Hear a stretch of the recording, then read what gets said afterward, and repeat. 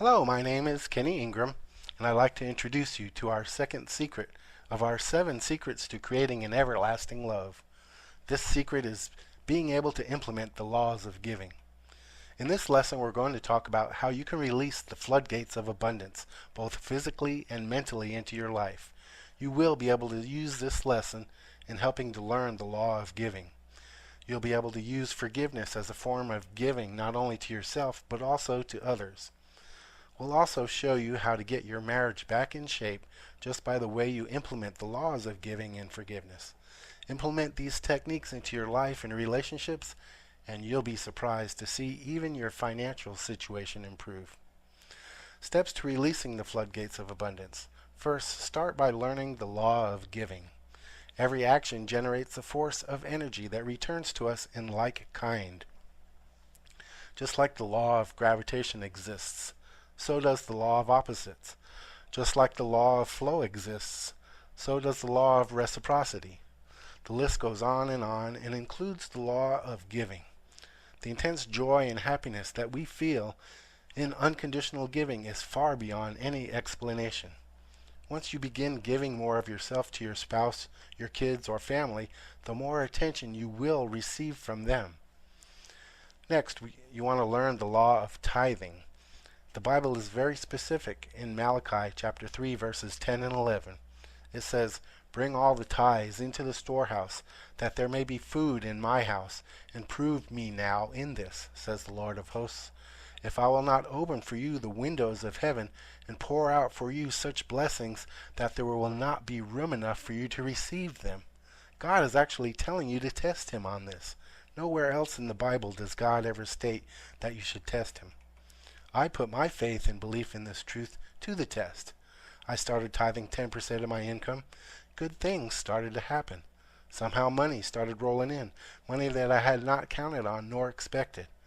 Whenever I stopped giving, though, lovingly and cheerfully and joyfully, it was only a matter of time before my fears of lack and limitation came home to roost.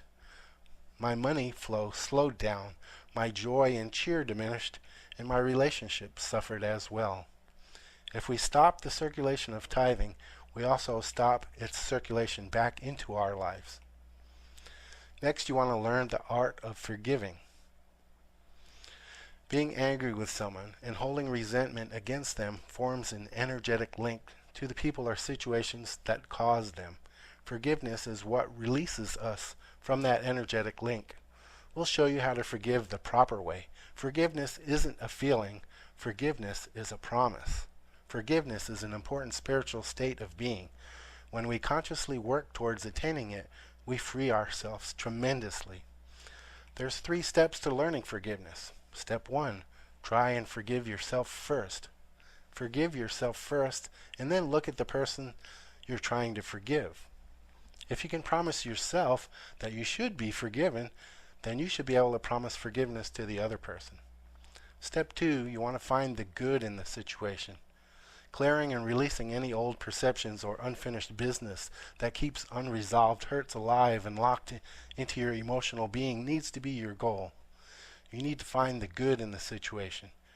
Every experience in life is perfect for us in some way. Next, step 3, you want to ask and detach. The last step is to ask for the grace of forgiveness. Then let go so it can find you.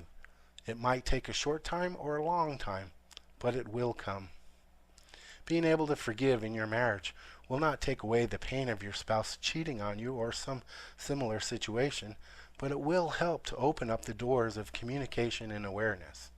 Instead of you reacting in a hostile way, you will be able to recognize the good of the situation. You will be able to forgive yourself for the action that caused the event and even feel appreciation toward your spouse.